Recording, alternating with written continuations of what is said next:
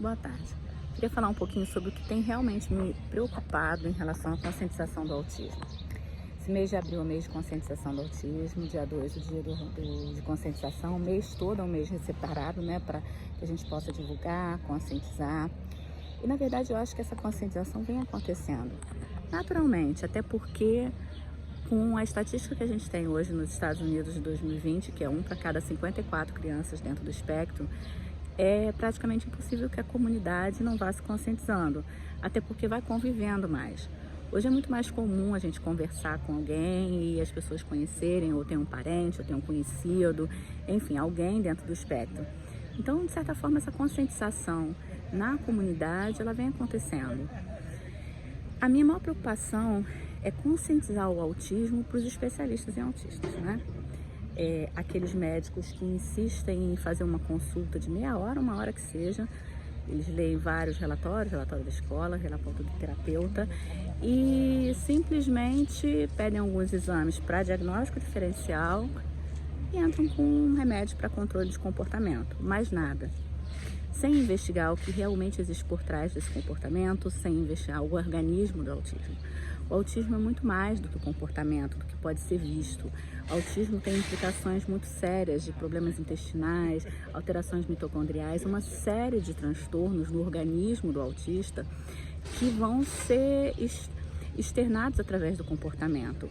Mas dar um remédio para controlar o comportamento não vai resolver nada, ao contrário, só tende a piorar.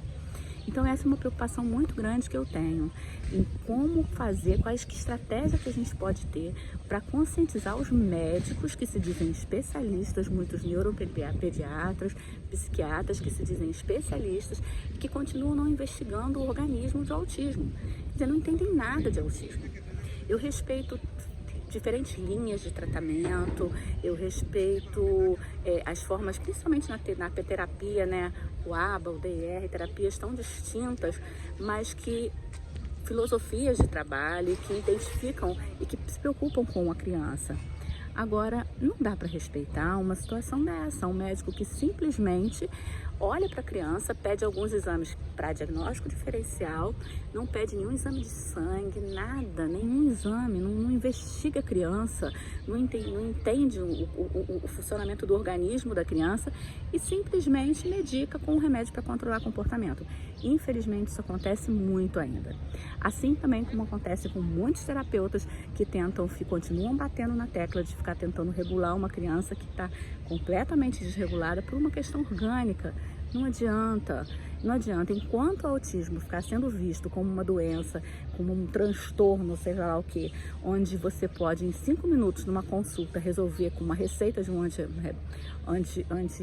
um remédio para controle de comportamento ou qualquer anti-ansiedade, sei lá, qualquer coisa, o autismo, as crianças não vão progredir, não vão melhorar. Sinceramente, a conscientização na sociedade vai acontecer. Esse estudo de 1 para cada 54 é de 2020 aqui nos Estados Unidos, entre crianças de 3 e 8 anos. Isso já deve ser maior hoje, nós estamos em 2021, mas isso já está maior. E sinceramente, no Brasil o número pode ser assim ou mais. Então, assim, a minha grande preocupação, sinceramente, não é com a comunidade.